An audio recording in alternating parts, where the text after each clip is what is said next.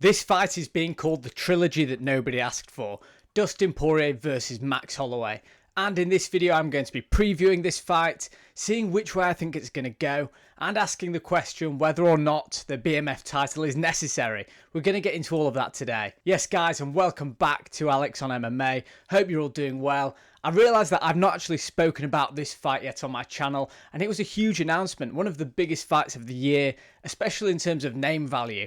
What's at stake? We're going to be getting into that in this video, but really you've got Dustin Poirier's retirement fight in his home state of Louisiana versus the ever crowd pleaser Max Holloway, coming off that knockout loss, really bad knockout loss against Ilia Topuria, his supposedly legendary chin, the granite chin, finally getting cracked. And I've made some notes about this fight, talking about where each fighter is, the history, the matchup itself, why this fight is happening now, what's at stake. So if we're talking about the history of this fight, this is the third time that these guys have met.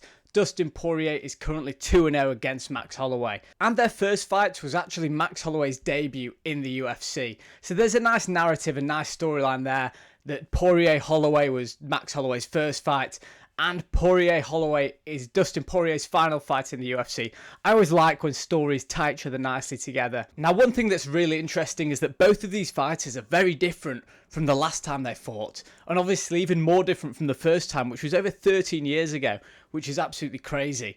And like I said, it is 2-0 currently to Dustin Poirier, and ironically, Max Holloway has inarguably had the better career, being one of the all-time greats at featherweight, having that long championship run, and Dustin Poirier's being that nearly fighter, being the interim champ, facing Khabib, facing Islam Makhachev, facing Charles Oliveira for the title, and falling short each time. And it is a shame that he never got his hands on the unified belt.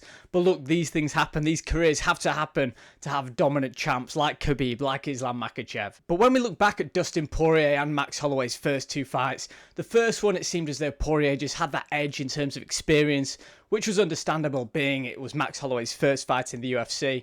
And the second fight, Dustin Poirier had been a lightweight for a long time at that point. He'd really filled out to the weight. You cannot imagine him these days making featherweight. He's a huge lightweight by anyone's standards. And for that second fight, Max Holloway moved up to lightweight, trying to become champ, and fell short again. But there was a real size difference and power differential in that second fight, a lot more noticeable than the first one.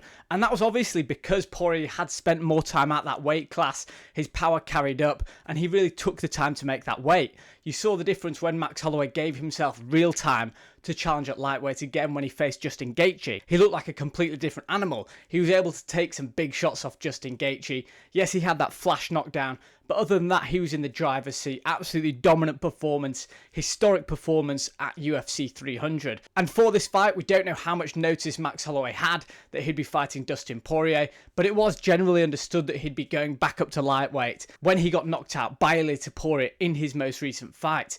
And that takes us really nicely to talking about this current matchup for the trilogy, because how much of a part to play will that knockout have?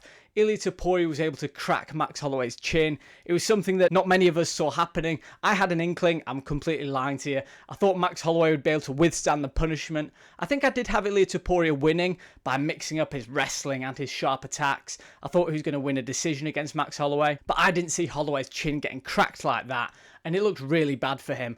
I'd like to think for his sake that it was going back down to featherweight after he'd just spent a long time training at lightweight, but we just don't know, do we? And facing Dustin Poirier, someone who has really slick boxing, who's had maybe not one-punch knockout power throughout his career, but definitely power with volume. Whereas with Max Holloway, you wouldn't really say that he's got power. Everyone's going to quote that Justin Gaethje finish, but really he's all about volume.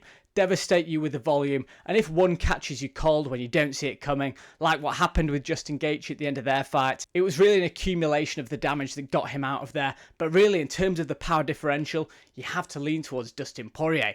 And off the basis of that second fight, Dustin Poirier was able to bully Max Holloway. Max Holloway was able to land shots on Poirier, because Max Holloway is a self-proclaimed best boxer in the UFC.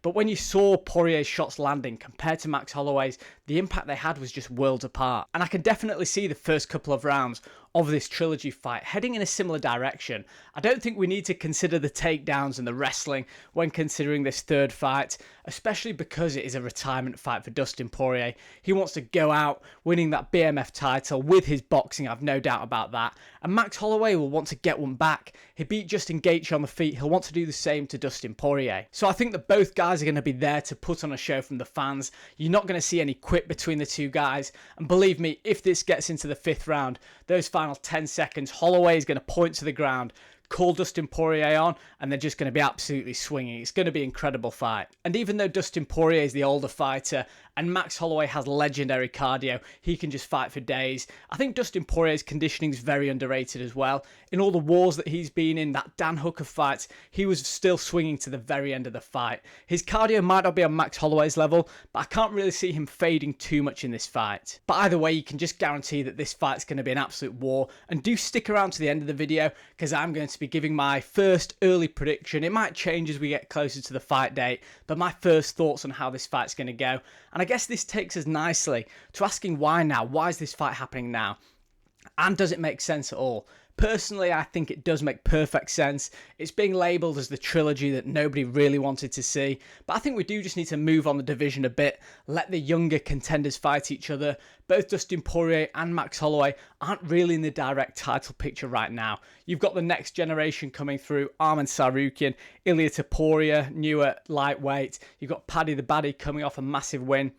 Keep these guys busy. Keep Max Holloway in an active fight, a dangerous fight, and let Dustin Poirier sail off into the sunset after an absolute war. I think both fighters deserve this kind of fight. That was a really important note that I made. I don't think it in the same way as John Jones deserving that Stipe fight, because that was for the belt, so I didn't really agree with that. But when a belt, the BMF belt, is on the line, but when a true undisputed belt is on the line, I don't necessarily think it's fair to award fighters matchups based on name value and legacy and things like that. I think you have to go for the most deserving. But in a retirement fight like this makes complete sense. And we know that Dustin Poirier is retiring after that fight, but does that still answer the question, what's at stake? Because I think there is a lot at stake for Dustin Poirier.